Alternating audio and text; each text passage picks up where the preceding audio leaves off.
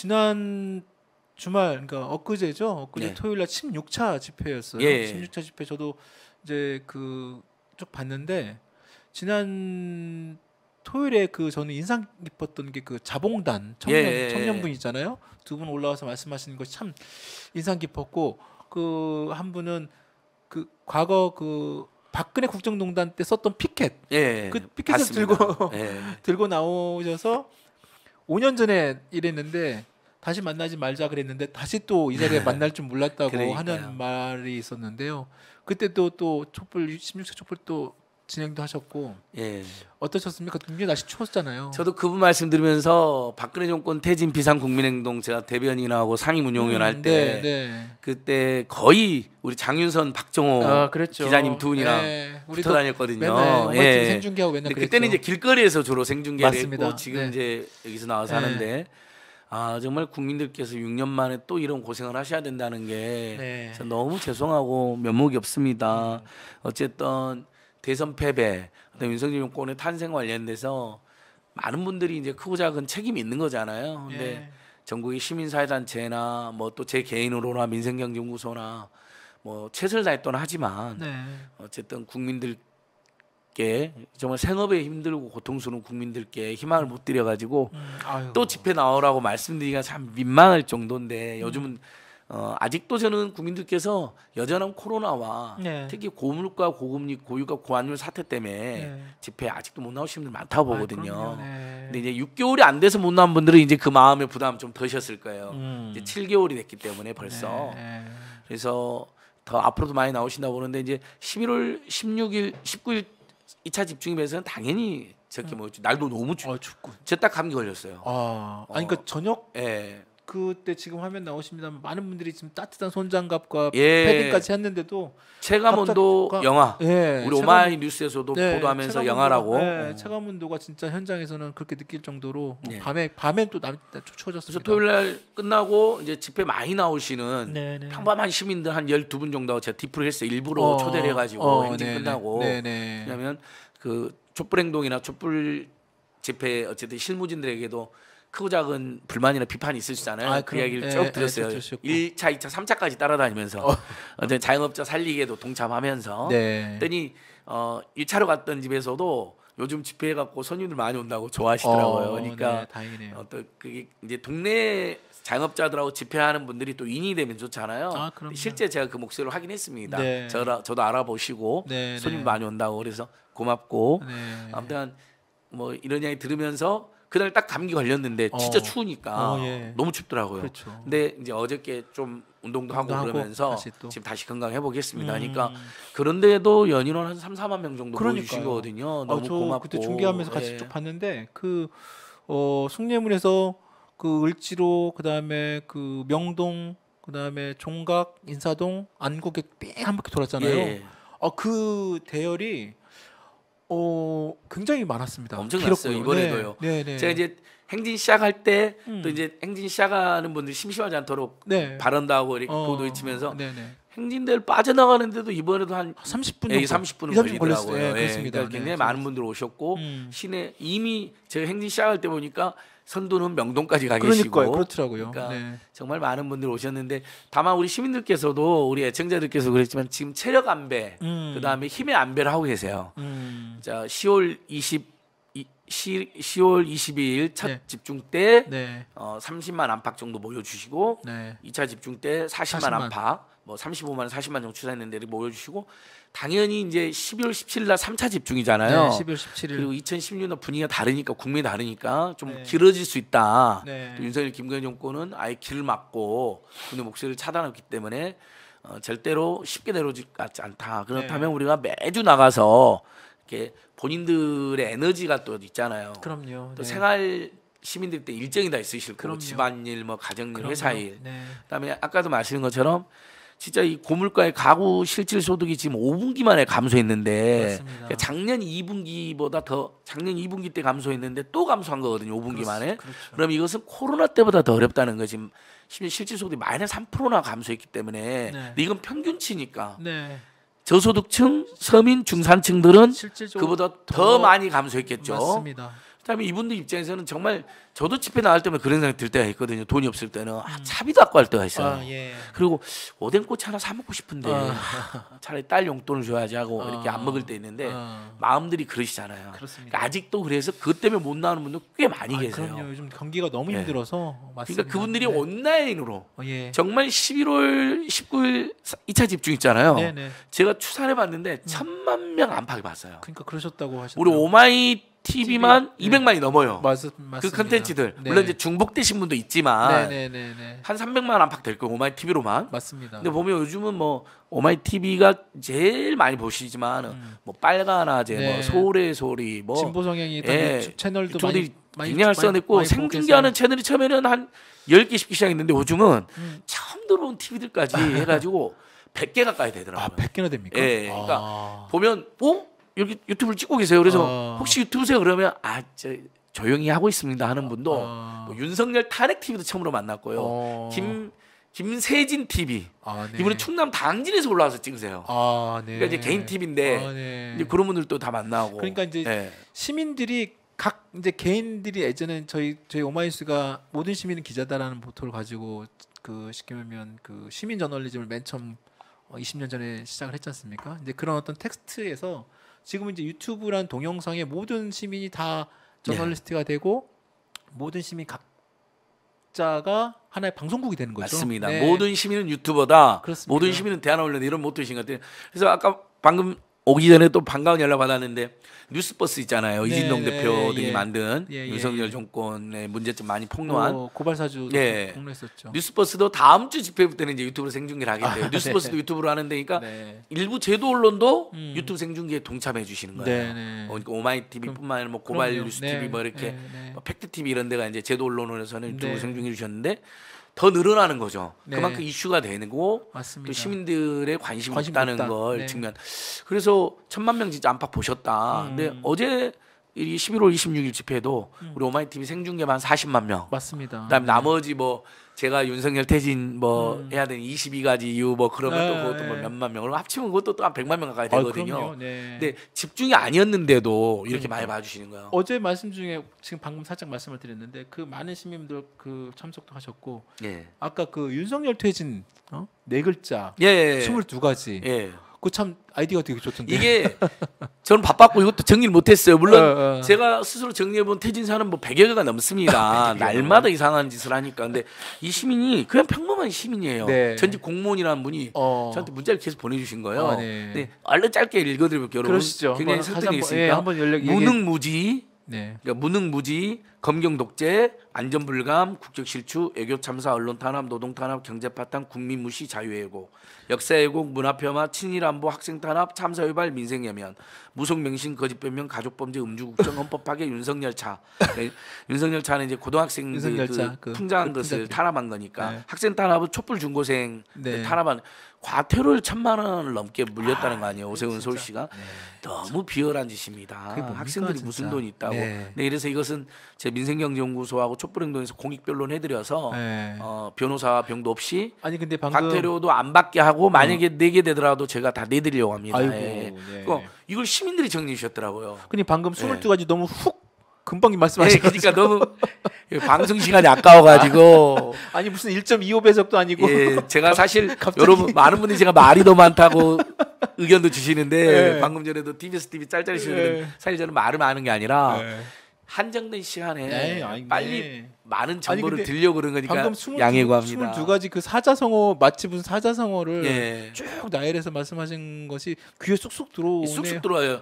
다 실제 맞아. 근데 여기 빠져 있는 것도 굉장히 많죠. 예를 들면 저는 제일 핵심적인 게 그 여기는 물론 언론 탄압은 말로 있지만 MBC에 대한 집요한 보복. 그다음에 TBS 예산을 계속 갖고 있고 지원절의 폐지. 내년은 거의 한 7~80% 감당하더라고요. 그다음에 아예 지금 내후년에는 이제 YTN 민영화. 그럼 여기에 지금 공공 서비스 민영화 이런 분도 빠져 있잖아요. 맞습니다. 그다음에 공공요금 급등.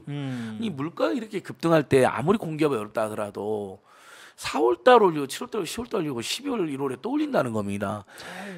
네. 일단 버티고 내년에 올려도 되잖아요. 물가 좀 잡혀면 3번이나 올렸으니까 그렇죠. 또 올린다는 거. 지금 연말에 여러분 택시 요금 오를 거고요. 택시 요금 오르죠. 그다음에 지금 가스 연료금 또 올린다는 거거든요. 연말 전기가스 또 연초에. 오르죠. 네. 아 정말 너무 그래서- 무지막지한 정권이다. 그래서 정말 올 연말 내년 네. 초까지 정말 이 겨울을 어떻게 네. 잘 버텨서 생활할 수 있을지 참 걱정입니다. 정말. 주택담보대출 5억 받으신 분들 한 달 이자만 지금 3,400만 원입니다. 주담보 그러니까 지금 한두 달 주택담보대출- 졸급이 네. 근데 보통 주담보 받으신 분들 보면 특히 주택 구입할 때 네. 4억에서 5억을 많이 받거든요. 4억에서 주택가격. 5억. 예. 요즘 그때 젊으신 분들 있잖아요. 작년부터 해가지고 뒤늦게 이 그 부동산 시장에 뛰어든 네. 특히 이 3, 40대, 20, 30대 예. 후반부터 3, 40대까지 한 제가 예전에 한번 찐경제 시간에 얘기를 말씀드렸는데 거의 한 90만 가까이 됩니다. 맞습니다. 그분들이 거의 평균 주택담보대출로 빌린 자금이 말씀하신 것처럼 최소 3, 4억 이상 그렇죠. 됩이거든요. 근데 그런데 4억 네. LTV 뭐 비율 때문에 50%안 맞습니다. 해주니까 네. 주택 가격이 10억이면 그렇죠. 뭐 5억 뭐 이런 식으로 되어 있죠. 처음에 변동으로 할 때는 보통 한 3%나 2, 3% 했다가 지금 최하 뭐 5, 6, 7 이렇게 가잖아요. 예. 벌써 한 3, 8%대까지 네, 지금 나오고 거의 이제 그 차이가 한 3에서 4% 포인트 차이면 말씀하신 그게 4억에 3, 4% 포인트 차이면 어마어마합니다, 돈이. 있어요. 예. 제가 저번에도 예를 들었는데 그냥 담보대출이 1억만 있는 경우에도 예. 분명히 뭐 한 2, 3%를 우리가 빌렸는데 지금 정확히 작년 5월부터 해서 2.5% 올랐으니까 기준금리가 그렇죠. 가만히 앉아 있는데 250만 원이 1년 이자. 그러니까 그냥 연말에 우리가 연말정산에서 13월에 월급을 받는 게 아니라 네. 앉은 채로 한 달치 월급을 빼앗기는 꼴이 되는 거예요. 금융기관에. 그렇게 되죠. 근데 저는 다시 한 번 말하지만 지금 정부 여당의 권능이라면 기존 대출 금리는 동결 또는 인하를 유도할 수가 있습니다. 그건 은행들이 얼마나 맘먹을 수 있는 거거든요. 네. 신규 대출 금리는 통제가 어렵죠. 왜냐하면 자금 조달 금리가 이미 올라갔기 때문에. 그렇죠, 그렇죠. 근데 그래서 그건 올리는 건 어쩔 수 없잖아요. 그래야 가계대출 쪽 억제도 인플레도 억제가 될 테니. 근데 기존 대출이야 대부분 코로나 대출이요, 전세자금 대출이요, 그다음에 주택 구입 대출이요, 그렇죠. 교육비 대출인데 생계비 대출인데. 근데 이분들이 이자를 안 낸 것도 아니잖아요. 이자 네. 꼬박꼬박 내왔어요. 아니 이번에 그 아니 이 사람들이 한해서는 이자율을 오히려 인하해 줘라는 말을 왜 못합니까? 이런 정책을 못합니까? 그렇죠. 이번에 4대 시중은행 지금 발표 나온 그 실적 보니까 어마어마. 이자 수익만 수십조 원이에요. 이자 그러니까요. 수익만 수십조 원. 4대 시중은행. 시중은행이 재작년에 40조, 네. 작년에 45조, 올해 50조가 넘는답니다. 그다음에 4대 금융지주는 여러분 정말 놀라지 마십시오. 통신재벌 3사도 일개사당 1.2조에서 3, 4조 벌잖아요. 그래서 그거 폭리라고 우리가 문제 제기하는데 네. 그래서 통신재벌은 통신 서비스를 우리한테 제공하잖아요. 열심히 기직도 깔고 어떻게 보면 은행들을 폄하하는 건 아니지만 앉아서 떼돈을 번다는 지적도 받는데 네. 그것도 국민들의 돈으로 자기 돈도 아니고 그렇죠. 금융지 4사만 영업이익이 지금 올해 5조를 넘어간다는 거예요. 그렇죠. 영업이익 1사당 합쳐서가 아닙니다, 여러분. 네, 한 사당. 한 사당. 통신재벌 3사가 영업이익이 4조 5조쯤 되는데 그걸 한 사가 그냥 먹어버리는 거예요. 그렇죠. 그게 이제 4개 금융지주 따지면 20조 원이 예, 넘는 거죠. 이걸 방치하고 네. 고물가, 고금리, 고유가, 고환율, 주가 폭락, 콘폭락에 대책이 없다? 저는 태준 영순이가 저는 민생경제연구소니까 저는 민생 파탄입니다. 태진 영순이. 네. 다른 분들은 뭐 아까 뭐 예를 여러 가지 들었는데요. 저는 민생 파탄이 제일 첫째도 크죠? 민생 파탄이요, 둘째도 경제이요, 세 번째도 민생 경제이익입니다. 맞습니다. 네. 그 윤석열이 이번에 좀 이따 이야기했지만 여당 지도부 만났잖아요. 네. 그 언론에 나오면 너무 정말 너무 열받는 게 민생 이익이 경제 이익이 한 마디도 없었답니다. 이태원 참사 한 마디도 없었답니다. 그다음에 윤핵관 먼저 만났다잖아요. 4명 네. 부부동반으로 화기애애했다잖아요. 관저 구경하고 민생 이익이 경제 이익이 이태원 참사 남북 관계 이익이 단 한 마디 없었다는 거예요. 여러분 이게 정치입니까? 이건 저는 인간도 아니라고 생각합니다. 온 국민이 경제 민생 이익하고 그다음에 이태원 참사 때문에 너무 침울하고 고통스러운데 네. 그런 말을 한마디 없어요.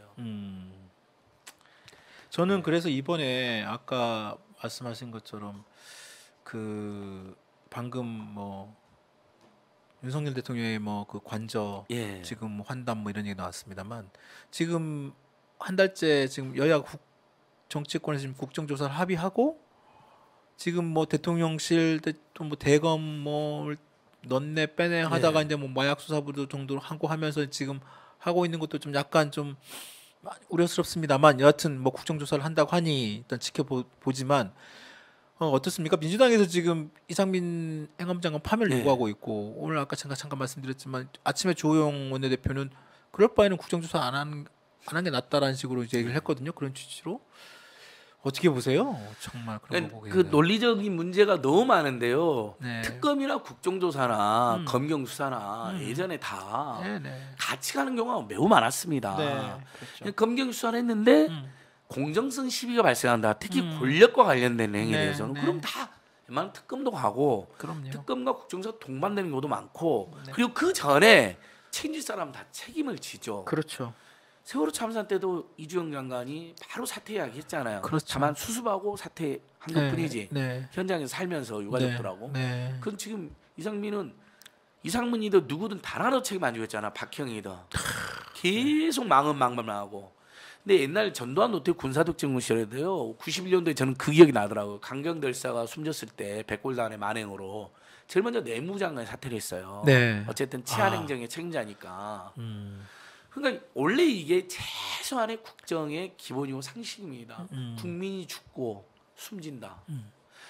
노무현 정부에서도 경찰청장 사퇴시켰잖아요. 그 2006년도에 농민 두 분이 시하다가 숨졌는데 그 경찰청장이 허준영인데 본인이 잘못 없다고 빡빡 우겼거든요. 대통령이 사퇴시켰습니다. 맞습니다. 그때 그 책임을 농민 집회 때 그랬었죠. 대신 국민들 시위도 좀 방식을 바꿔줬으면 좋겠다라고 호소를 하면서도 노무현 대통령도 그렇게 생각한 거예요.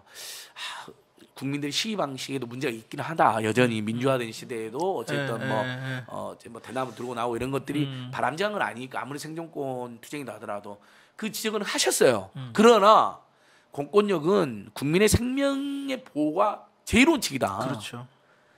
농민 두 분이 숨졌다. 그럼 누구라도 책임져야 되는 거다 하면서 국민한테 사과하고 그다음에 그 공권력이 책임자였던 어쨌든 경찰이 단독으로 작전을 한 거니까 여의도에서 저도 현장에 있었는데 너무나 무리한 진압을 했거든요. 그때 저도 알고 있습니다. 짓밟아 버렸어요. 농민들 곧 있으면 집에 가실 분들이 곧 끝나고, 가서 막걸리 한 잔 드시고 집에 가시거나 아니면 집에 가서 얼른 주무시고 아침부터 새벽 또 농사 지실 뻔한데 굳이 심야에 공권력 투입해가지고 두 분이 숨진 거거든요. 맞습니다. 그러니까 반발했는데도 사퇴를 시킨 거예요. 그게 국정의 기본인 겁니다. 100% 잘못이 아니었다 하더라도 심지어. 근데 지금 여러분 한 달째 됐는데 단 한 명도 책임을 안 지고 있습니다. 단 한 명도 진심의 사죄를 안 합니다. 오죽하면 유가족들이 이제 발언하기 시작했잖아요. 윤석열도 제대로 사과 안 했으니까 제대로 사과하라는 거 거기서부터 시작한다는 겁니다. 근데 사과 안 하잖아요. 쌩까버리잖아. 완전히. 뭐 그 정도면 사과 아니냐? 아니 사과라는 게 제3자가 판단합니까? 원래 피해 당사자, 고통의 당사자들이 사과는 그분들이 됐다고 할 때까지 하는 게 사과이고 그리고 정말 정중하고 진심 어린 방식이어야 되고 그렇습니다. 여러 가지 사과에 뭐 ABC 같은 거 많이 나오잖아요. 근데 아직도 쌩까버리죠. 심지어 가장 망언과 망발을 많이 했고 이 사태 최고 책임자인 이상민을 윤석열이 완전히 감싸고 돌고 있습니다. 이건 뭐냐면 자신들이 잘못이 없다고 생각하는 거거든요. 유가족들이나 국민들은 두 번 죽이는 거 두 번 더 열받게 하는 거죠. 그러니까 해임건의 파면건의 절대 안 받을 겁니다. 해임 결의를 아마 국회에서 하더라도 안 받을 겁니다. 대통령이 막 거부권 행사는 하겠죠. 그리고 그 지침을 윤핵관 먼저 만나서 4명한테 주고 그러니까요. 그다음에 주호영한테 주고. 근데 주호영도 바보죠. 세상에 관제에서 첫 번째 공식 행사를 하는데 빈살만 다음에 이제 국내 일정 관련해서 아니 여당 지도부를 만나기 전에 윤핵관을 불러다가 누가 권력이 누구한테 있으면 국민의힘당은 누구 말을 들어야 되는지라고 이렇게 윤석열 무력시하는 거 아닙니까? 또 이것도 흘렸을 거예요, 누가. 저는 흘렸다고 봅니다. 집무실 쪽 아니면 윤석열 측 아니면 4명 중에 1명이 주호영이나 정진석한테 경고를 보내는 거죠. 니들 마음대로 하지 마. 국정조사 왜 합의해줬어? 국조에 대통령실이나 대검 넣었어. 앞으로 니들 우리 사전 결재받아야 돼. 4명이 무력실한 겁니다. 언론 보도 나왔고. 그리고 거기서도 무슨 이태원 참사니 경제 민생 하나도 안 하고 그러니까요. 당 이야기를 했다잖아요. 아니 당무에 절대 관여 안 한다면서요. 그다음에 뭐 신문 볼 시간도 없다면서요. 그래서 이준석을 날렸던 내부 총질하는 당대표 체리 따봉 그것도 모른다 그랬죠. 이재명 대표의 수사도 모른다 그랬죠. 시간이 없어가지고 신문 볼 시간도 없대요. 아니 근데 이게 금방 드러날 그런 거짓말을 이렇게 너무 뻔뻔하게 하는 것 같아요. 저는 너무 살다 네. 아까도 이제 요즘 제가 우리 좌우 중도합작 토크하니까 변희재 대표랑 변희 대표 이야기가 그래요. 저희들 이야기가 아니에요. 본인들 또 이렇게 거짓말 많이 하는 정권은 처음 봤다는 거예요. 보수진영 쪽에서 보수진영 내에서도 지금 보수 인사들도 크게 동의하고 있다는 거예요. 아니 저는 거짓말을 너무 함부로 해버리니까 보수 가져야 될 최소한의 품격, 애국심, 공동체 이런 게 완전히 깨져버렸다는 거예요. 저는 이번에 또 아까 관저 정치라고 뭐 이런 얘기도 나오던데 보통 대통령이 그동안의 관례를 보면 심지어 이렇게 보니까 뭐 전두환 정권 때도 그랬고 하여튼 해외 순방 다녀온 다음에 여야 대표 수뇌부를 그렇죠. 그런 걸 또 설명한 자리 예. 원래 국정 뭐 집권 여당 불러서 당연히 그런 해외 순방에 대한 내용도 공유하고 그다음에 향후 뭐 전국 운영에 대한 뭐 방향 뭐 이런 얘기하는 것 좋은데요. 이렇게 야당 대표 내지는 야당을 싸그리 6개월 동안 무시하고 하는 것도 참 굉장히 처음이고 그다음에 또 하나는 보통 해외 순방을 다녀와서 이렇게 정치인들 만나는 자리 보면 보통 기자들한테 최소한 오프닝 정도는 오픈을 하거든요. 그러니까 풀 기자 같은 거 들어가서 그래서 화면 따고 오프닝에서 각 뭐 여야 뭐 정치인이 한마디 쳐가고 대통령 한마디 하고 그다음에 빠지고 그다음에 이제 그 내용을 풀어서 이제 기자들 나오는데 이번에는 사진이나 내용이 하나도 없어요. 그러니까 여당 지도를 만나는 사진도 없고, 예, 그리고 그 워딩도 나중에 뒤늦게 뭐 한 날에 한 달 건너서 이렇게 전해오는 형식으로 좀 기사가 나오는데 이게 아마 그 관저 안에 그 내용들이 이렇게 보여지는 것도 부담스러워서 그런 건지 아니면 그럴 수도 있죠. 초화 사치품을 또 깔아놔가지고 그러니까. 김건희가 그걸 안 보여주려고 그럴 수도 있다고 보는데 아무튼 어떤 권력도 이렇게 음습하고 그러니까요. 이렇게 저는- 불투명한 적이 없었습니다. 거짓말을 남발하고 아니 이재명 대표가 당선 때부터 계속 여야 영수회담을 하자. 필요하면 여야 같이도 만나도 상관없다. 대통령은 온갖 제안을 했는데 거부 이유가 아니 수사받는 사람은 아니 수사는 지금 누가 했어요. 윤석열 한동훈 장악한 정치검찰이 지금 법무장관 비리는 수백 개의 고발이 있었지만 단 하나는 수사하지 않고 야당은 지금 뭐 이러면 문재인 정부 죽이기, 민주당 죽이기, 이재명 죽이기. 지금 민주당 일각에서 뭐 이재명하고 뭐 선을 그려고 하는데 정말 말도 안 되는 어리석은 짓이죠. 네. 지금 이재명만 죽이게 합니까? 무슨 다른 의원들 수사 안 해요? 그러니까 계속 야당만 수사하고 문재인 정부 수사 안 합니까? 지금 서훈 국정원장에 대해서 안보실장에 대해서 구속영장 청구한다 벌써부터 이야기가 나오잖아요. 그러니까요. 서훈 구속시킨다면 누구 수사하려고 그런 거예요? 아니, 지금 검찰에서 지금 최근 진짜 윤석열 정부 출범 이후로 한 6개월 동안 그리고 최근 뭐 한 100일이든 300 한 석 달 동안 거의 한 2, 3일에 한 번꼴로 계속 압수수색을 하고 있다. 예. 그리고 우리나라에서 지금 검찰이 해야 될 수사가 얼마나 많습니까? 뭐 재벌 대기업의 범죄도 여전히 심각하고 강력 범죄도 얼마나 많고 특히 경제 위기 상황에서 민생의 또 여러 가지 그 침해 사범도 엄청 많거든요. 그러니까요. 네. 대형 부패 사안도 많을 텐데 오로지 야당 죽이기, 문재인 죽이기만 하는 거거든요. 근데 거기서 민주당 인사 극소수긴 하지만 이재명은 선을 긋는다? 그건 동지에 대한 박지원 전 국정원장이 딱 이야기하잖아요. 그건 동지에 대한 배신이다. 말도 안 되는 짓이다. 그리고 검찰 수사를 인정해 주는 꼴이 되잖아요. 근데 이 검찰 수사는 처음부터 잘못된 것이거든요. 이건 네. 이렇게 법무장관 비리와 관련되고 권력의 의도와 관련되고 야당 대표에 대한 수사, 전 정부의 야당 대표에 대한 수사 때문에 불공정이 의심되면요. 이게 바로 그러려고 특검을 둔 겁니다. 저는 여러분 정부당의 거짓말 중에 또 핵심적인 거짓말이 그겁니다. 특검은 수사가 안 될 때 하는 거래요. 근데 지금 수사가 잘 되니까 특검하면 안 되는. 이게 여러분 100% 거짓말입니다. 역사적으로 특검이 수사가 안 될 때 했는지 언제든지 보십시오. 김대중 원노비 사건, 조폐공사 파업 사건. 네. 다 이게 그다음에 뭐 드루킹 특검 사건 다 언제 한 특검이죠? 세월호 특검도 그렇고요. 네. 일부 증거 조작 특검. 네. 권력과 관련된 사건에 대해서 또는 검찰총장과 관련된 사건들 뭐 이런 것들 제대로 수사를 해도 제대로 안 될 거니까 네. 수사를 안 해서가 아니라 수사도 대부분 진행됐죠.